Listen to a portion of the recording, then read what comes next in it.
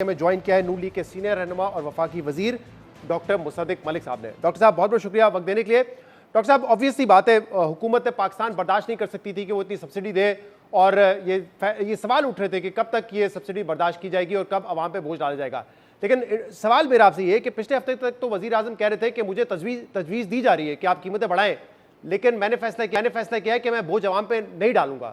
تو اس ہفتے کیا مختلف ہو گیا؟ کیوں اب یہ فیصلہ کیا گیا کہ نہیں، سبسڈی ہم نے جنرل سبسڈی کو کنٹرول کرنا ہے اور جو عوام ہے اس پہ بوجھ ڈالنا ہے؟ کیوں کیا گیا فیصلہ؟ جی شہزاد صاحب، آپ کا بڑا ہی زبردست ابتدائیہ تھا۔ میں نے بڑی انوالومنٹ سے سنا۔ کچھ 3-4 چیزیں میں آپ کے سامنے رکھنا چاہتا ہوں، پھر آپ کے سوال کا جواب دیتا ہوں۔ ایک تو آپ نے کہا کہ وزیر اعظم چھپ جاتے ہیں اور وزیروں کو آگے کر دیتے ہیں۔ ہو سکتا ہے آپ نے وقت سے تھوڑا پہلے بول دیا ہو سکتا ہے جو آپ کہہ رہے ہوں وہ بات صحیح نہ ہو، اس وجہ سے مجھے لگتا ہے کہ آپ نے کچھ قبل از وقت تبصرہ کر دیا اس بات پہ۔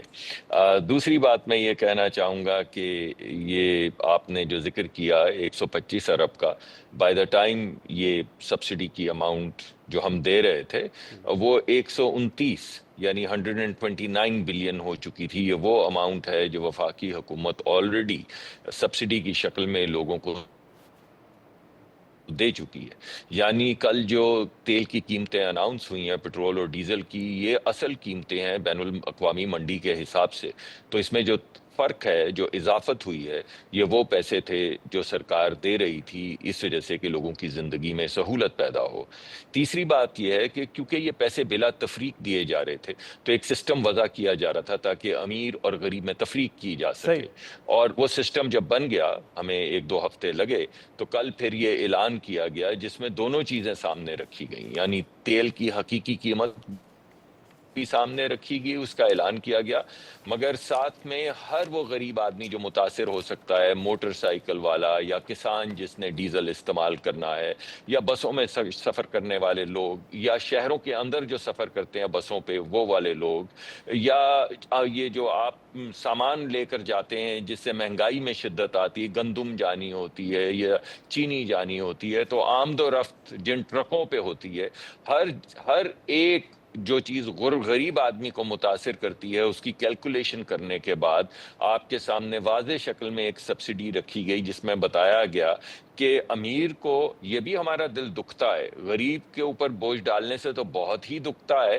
مگر امیر کے اوپر، صاحب حیثیت لوگوں پہ بھی بوجھ ڈالنے سے دل دکھتا ہے، مگر کیونکہ ہمارے ملک، ہمارا دنیا کے امیر ترین ملک جو ہیں، وہاں پہ تیل کی قیمتیں 3 گنا بڑھ چکی ہیں، دگنی ہو چکی ہیں، تو ہمارے لیے ہماری جو معاشی حالت ہے اس میں 3 ہفتے تک جتنی بھی ہم سبسڈی دے سکتے تھے ہم نے دی، اور اس کے بعد ہم نے سوچا اب بھی دیں گے سبسڈی، اب بھی بوجھ وفاقی حکومت برداشت کرے گی، مگر صرف غریب آدمی کے لیے۔ تو یہ بھی میں اضافت کرنا چاہتا تھا آپ کی گفتگو میں۔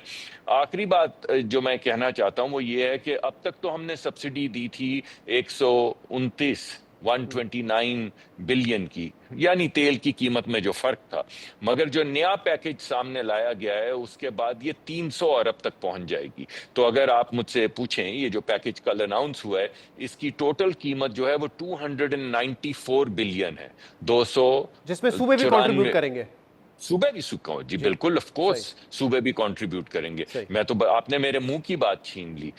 اس میں 129 کے بعد جتنے بھی پیسے آئیں گے اس میں وفاق بھی شرکت کرے گی، اور وزیر اعظم جنرل سبسڈی نقصان دہ ہے۔ آپ ایک امیر کو بھی جو 4000 cc کی گاڑی چلائے اس کو بھی اتنی سبسڈی ملے، موٹر سائیکل والے کو ملے، یہ جسٹیفائڈ نہیں ہے۔ تو یہ بالکل درست فیصلہ ہے کہ جنرل سبسڈی کی بجائے آپ نے ٹارگیٹڈ سبسڈی دی ہے۔ لیکن ایک اہم سوال یہ کہ یہ حکومت کا اپنا فیصلہ ہے یا آئی ایم ایف کے بھی یہ کنسرنز تھے کہ آپ سبسڈی اس پہ نہ دیں؟ کیونکہ کل جب پریس کانفرنس کی گئی وزیر خزانہ اور پیٹرولیم کی جانب سے تو انہوں نے کہا کہ حکومت مجبوراً معاہدوں اور وعدوں کے تحت قیمتوں میں اضافہ کر رہی ہے۔ نہیں، میں 2 چیزیں آپ کے سامنے رکھوں گا۔ آپ تو ماشاءاللہ معیشت کو بڑی اچھی طرح سے سمجھتے ہیں۔ اگر آپ کوئی چیز 500 روپے کی خرید رہے ہوں اور 300 रुपए की बेच रहे हो तो कितनी देर तक आप 500 की चीज खरीद के 300 की बेच सकते हैं? ये तो हिसाब किताब सबको मालूम है। अगर आप दुकान भी चला रहे हो, कोई छोटी दुकान भी चला रहे हो, और अगर आप महंगा माल खरीद के सस्ता माल बेचना शुरू कर दें, 500-550 की चीज जो है वो आप 300-325 में बेचनी शुरू कर दें, तो एक खास मुद्दत तक तो शायद आप सहूलत फराहम कर सकें। उसके बाद जो असल कीमत है, जो भी सौदा आप लेकर आ रहे हैं और बेच रहे हैं, वो आपको कीमत किसी हद तक पास करनी पड़ेगी। तो हुकूमत ने यही फैसला किया है कि उसमें भी हमारे मुल्क के अंदर 80 से 90% लोग गरीब हैं। हमारे मुल्क के अंदर अगर आप मोटरसाइकिलें गिन लें और उसके बाद मोटर गाड़ियां गिन लें, मैं पेट्रोल के हुजूम की बात नहीं कर रहा, जी। वो तकरीबन बराबर है, मगर अगर गाड़ियां और मोटरसाइकिलें गिन लें, यानी कितने हाउस होल्ड उससे मुतासिर होते हैं, तो ऐसा नहीं है कि मोटरसाइकिलें दुगनी हैं या 3 गुना, यानी कोई मुकाबला ही नहीं है मोटरसाइकिलों की तादाद में और ये गाड़ियों बात की दुरुस्त है। तादाद में। तो सबसे ज्यादा जो फैसला ये मुतासर किया होते हैं, गया। देखिए अमीर तो है, उसके पास वसाइल मौजूद है, गरीब के लिए आप सब्सिडी देंगे टारगेटेड। मेरे ख्याल से middle class, upper middle class जो है, छोटी गाड़ी चलाते हैं, बेहतर मुस्तकबिल देखना चाहते हैं, वो सबसे ज्यादा मुतासर होने वाला तबका है। जी, आप सही लेकिन कह मुझे रहे एक बात हैं, आप बताइएगा सही डॉक्टर कह रहे साहब हैं। मैं जरा कि अगर एक बात जी आपकी जी एक अगर आप इजाजत देखें, इसके अंदर एक और भी बात, और वो ये है कि जिस तरह 60% हुकूमती गाड़ियां जो हैं वो रिटायर करके लिस्ट दे दी गई है, इदारों को भी दे दी गई है, और उनको बताया गया कि ये गाड़ियां कहाँ खड़ी हैं। 50% पेट्रोल काट दिया गया। उसमें एक बड़ी वजह ये भी है कि लोगों को, सबको इनकरेज किया जाए, जो मिडिल क्लास के ही लोग हैं, अगर हमारी हुकूमत में कोई काम करने आता है तो सारे तो 22वें ग्रेड के अफसर नहीं है। हमारे पास ज्यादातर हर एक बड़े अफसर के नीचे कई 100 जो हैं वो छोटे जो हमारे अफसरान होते हैं, जो चलाते हैं वजारतें, वो आते हैं। तो इनकरेज किया जा रहा है, ये जो कल से तमाम जो पब्लिक ट्रांसपोर्टेशन है उसको जीरो कर दिया गया है, तो लोगों को इनकरेज किया जा रहा है कि इस मुश्किल वक्त में पब्लिक ट्रांसपोर्टेशन की वैसे मुझे तरफ ये आए। पॉलिसी समझ नहीं आई, इस्लामाबाद और पंजाब में जीरो क्यों कर रहे हैं? जितनी ले रहे थे उतनी तो ले, जी मैं मतलब अगर आप जी उसको, क्योंकि ये जितने पैसे इनकरेज ले रहे कर हैं उतने अगर आप देखें लेते रहेंगे तो शायद जी सब्सिडी आप 2-3 महीने तक जारी रख सकते हैं, अगर ये जी आप सिचुएशन प्रिवेल करती है, बजाय इसके कि आप जीरो जी करके सारा बोझ उठाएं।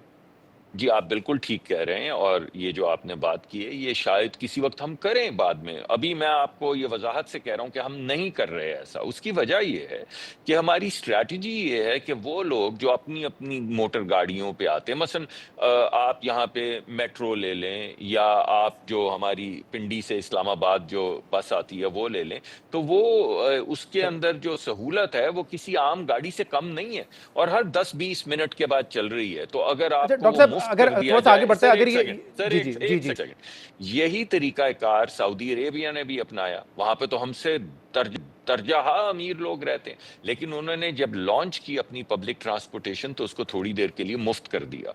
तो एक तरह से हम इनकरेज कर रहे हैं तमाम लोगों को, और आपके जरिए मैं तमाम लोग जो साहिब हैसियत भी हैं उनको कह रहा हूं कि जो मेट्रो है, जो एयर कंडीशनड है, या ऑरेंज लाइन है, या इस तरह की और सहूलतें हैं पब्लिक ट्रांसपोर्टेशन की, अगर वो मुफ्त हो गई हैं तो आप कोशिश तो कर देखें, एक मरतबा एक दफा चढ़ के बैठ के उनके अंदर देखें तो सही। सही कि क्या जरूरी है कि हर मरतबा सौदा लेने के लिए भी गाड़ी